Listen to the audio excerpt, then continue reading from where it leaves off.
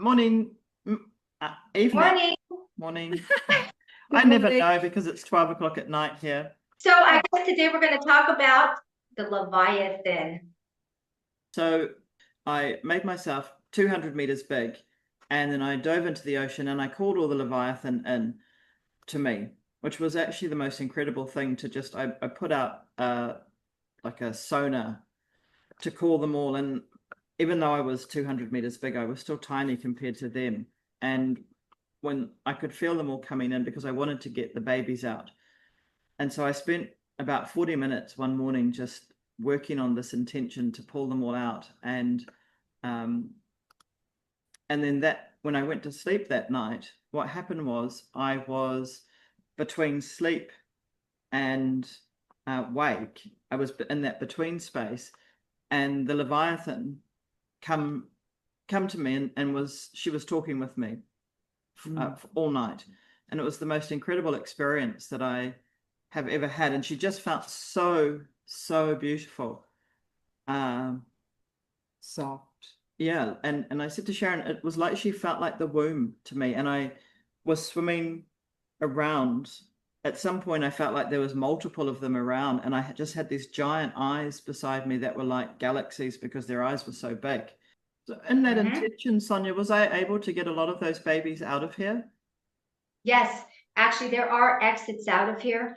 Mm. And yes, they all pretty much left as soon as they could.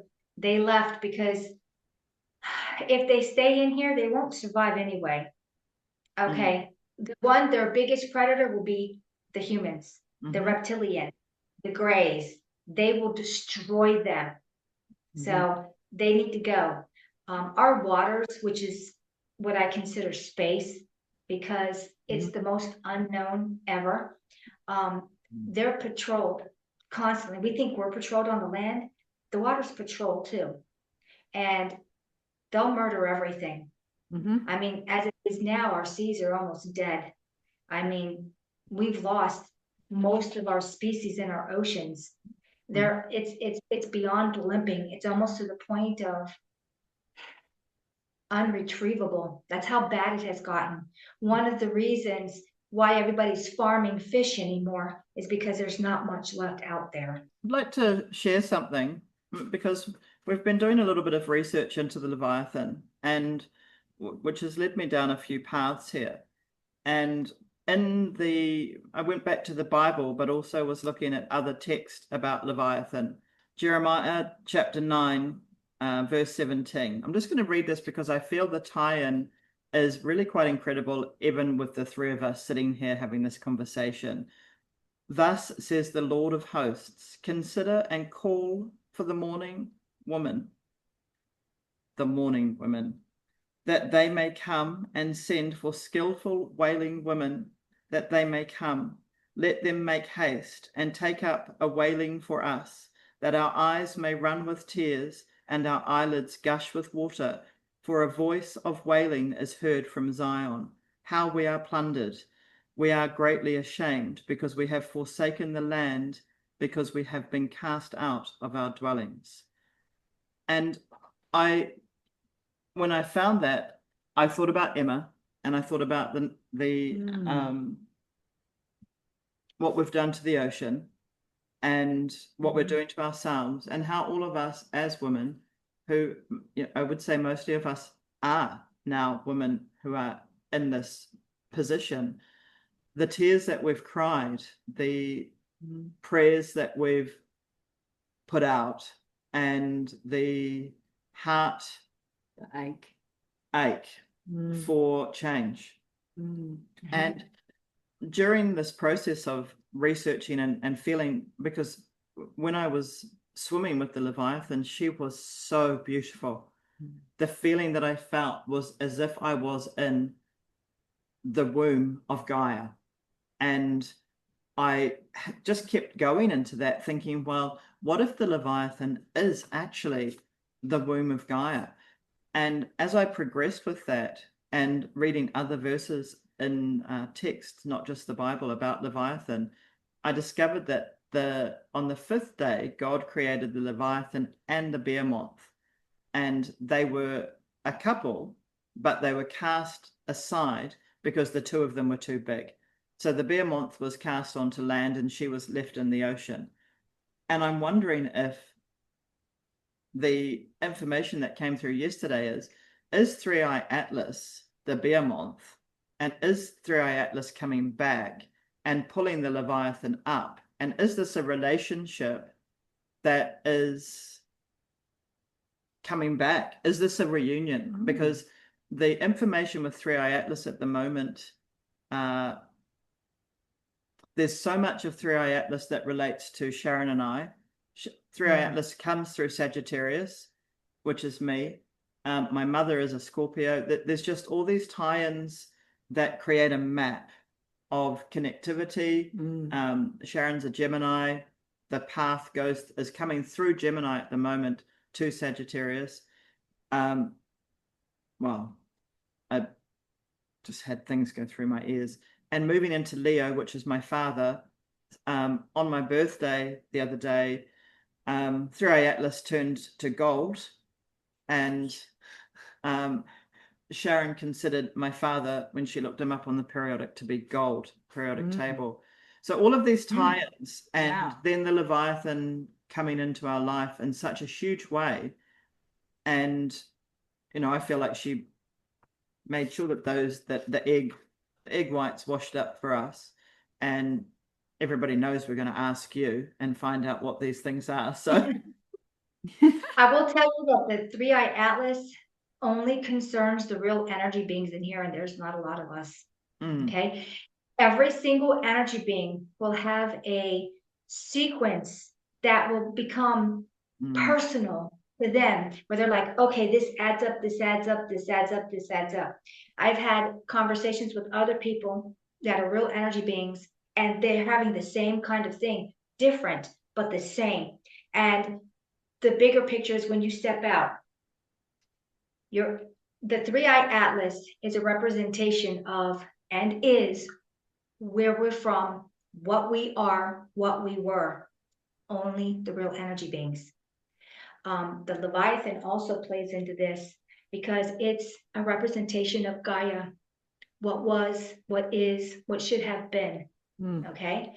Giving rebirth is a huge simile of humanity rebirthing itself through this ascension. This is a correlation. There are a lot, it's like when I look at all of it, this always comes down to, we're in a sim. We're all going to have correlations. Only the real energy beings are going to have correlations.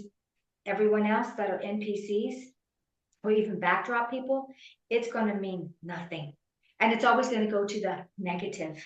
You can tell instantly if it's a backdrop person or if it's an NPC, they take everything to the negative. Only the real energy beings will take this to the high positive. This is also our split in our reality. Yes, the Leviathan has everything to do with Gaia. This simulation is Gaia. The corruption that's happened, the rebirth, the eggs hatching, the connection to, that's us reconnecting to what we were, what we are.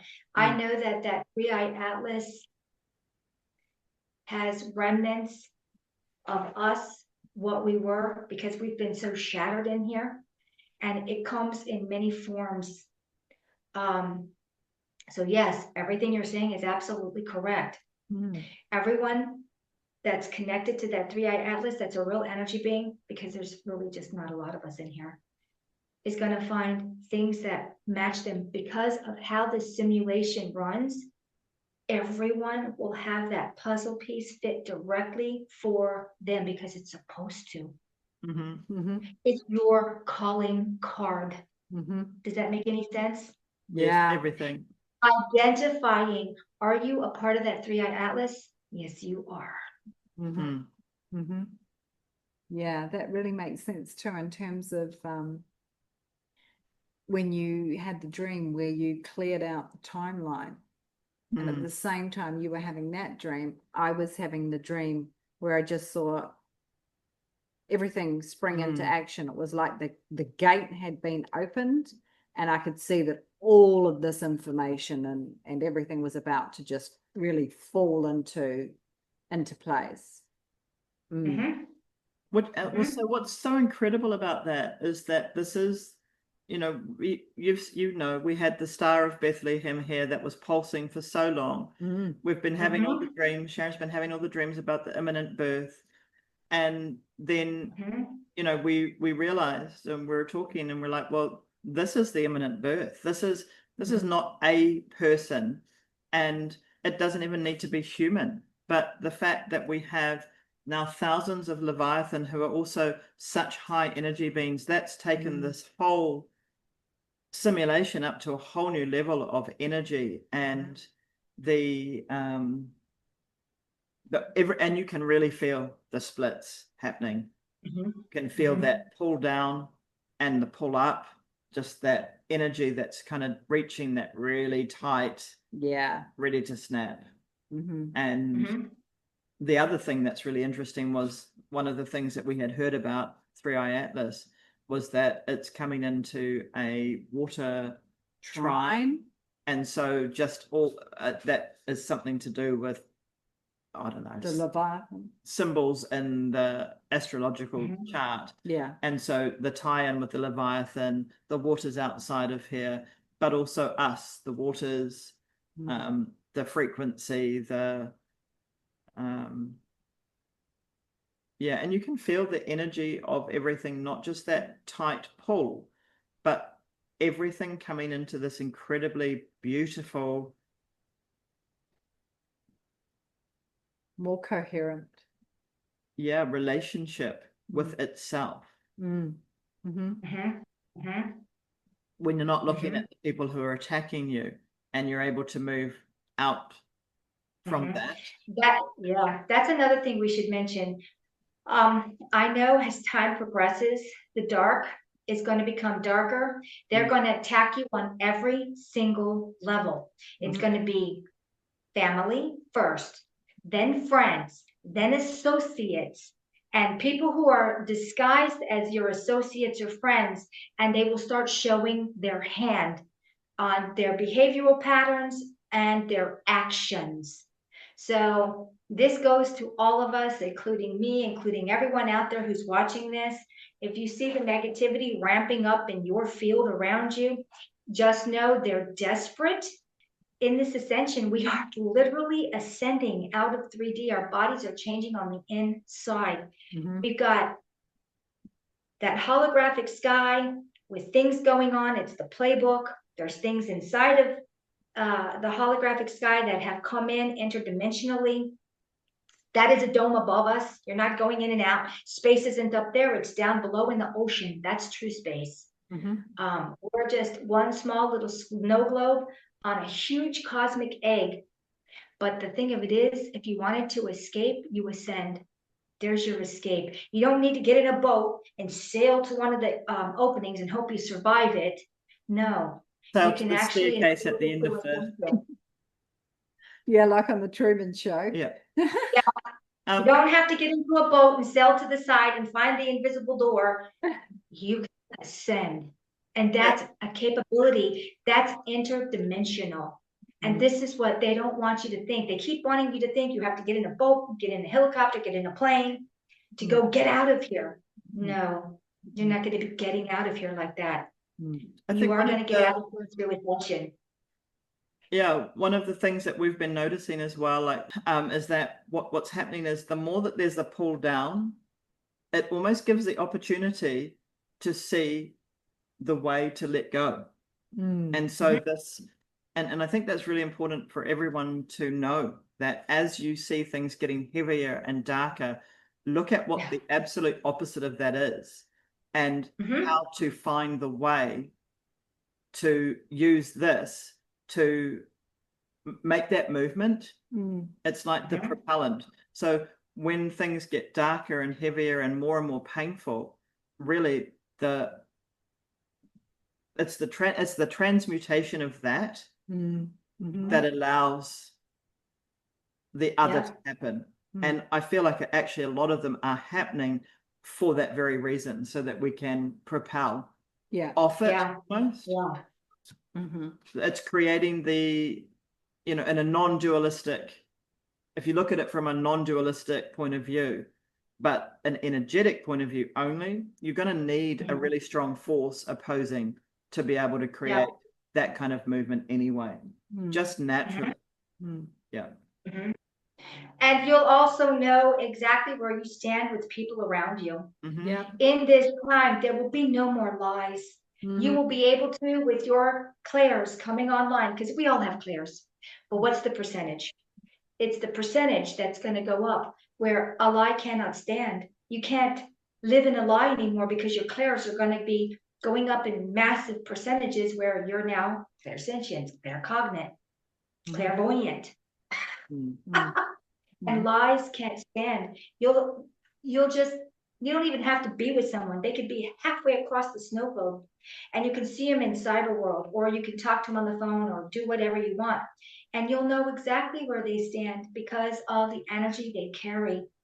And all you'll have to do is think of these people, and it'll either make you feel uplifted and happy, or it's going to make you feel bad with bad attributes. Like, oh my God, I can't stand being around that person. Or, oh, every time I see her, I just want to slap her. So you'll know because our clairs are coming online really strong. Not all of us, but the ones that are actually ascending. That's why a lie will never stand anymore with the ascended people. No more guessing game. No more clown faces in front of us with a fake face in front and something seriously bad behind. That will never stand, because we're going into reading energy. And when we do this, it'll just be a natural thing, like breathing. Yeah, I'm finding that what's helping at the moment for me is that asking myself the question, what would my authentic self or higher self do in this situation? Because of course the lower part of you can get caught into that emotion and in that blame game, or all of that. And so it's actually pulling in your own higher self, and you're creating more transparency then between your higher self and the macro and the micro, your own being. That the more you do that, the quicker it's going to come from the macro what your next movement is on your path. I always think of karma and dharma. Dharma is you taking control of everything. Karma is you being led by the nose with emotion, with situation, with comparisons, with competition. Where in dharma, you make the rules. And people that are on the ascended path are all in dharma. And it really is the time for calling in transparency within yourself, so you can create that more cohesive knowledge base within yourself, instead of being that fragmented a fragmented being. And also that then in turn creates a more authentic self. And your pathway just becomes, each step becomes more and more coherent and authentic. And easier. When you're really on path and you're in dharma and you've taken the reins because you're done, you're not obeying anymore, you're not following, and that's for everything in life. And your foundations are, you're going to recreate your foundations. You're going to have to. Everyone has to when they're in dharma. They stand out. They're one above the crowd because they're in dharma. You'll find that life begins to begin easier. It starts getting easier. Yes. Yeah.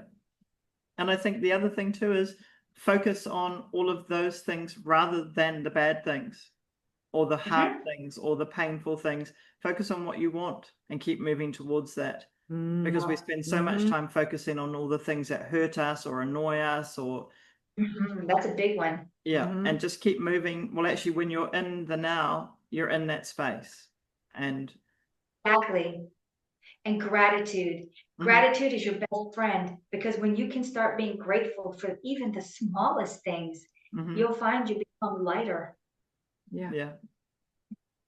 And on that note, thank you so much, Yes. Sonja, for today. And that was, yeah, it's tied everything in such a way, the 3i Atlas, which we've been watching and just kind of sitting with this, but with the Leviathan and the it feels like this as well. There's this coming together now. So there's a union happening, and to be part of this feels so incredibly expansive and beautiful and revitalizing and new. I always think of it as the old being washed away, which is the Fibonacci, flower of life, daisy of death, and we're rising above it to the crystallic spiral. And it's literally Gaia and us and what we were becoming one. And it's a huge symbolic and metaphysical and physical union. Yeah, absolutely. We are the imminent birth. There it is. And you got it. We are the imminent birth. Yes, we are, and we are the honored ones. Yep. Despite what it might look like in the 3D and how it may pan out, we are the honored ones. Yes, we are. Yes, we are. Okay, I guess on that note, we'll say bye to everyone and see you again. Thanks, everybody. Thank you, Sonja.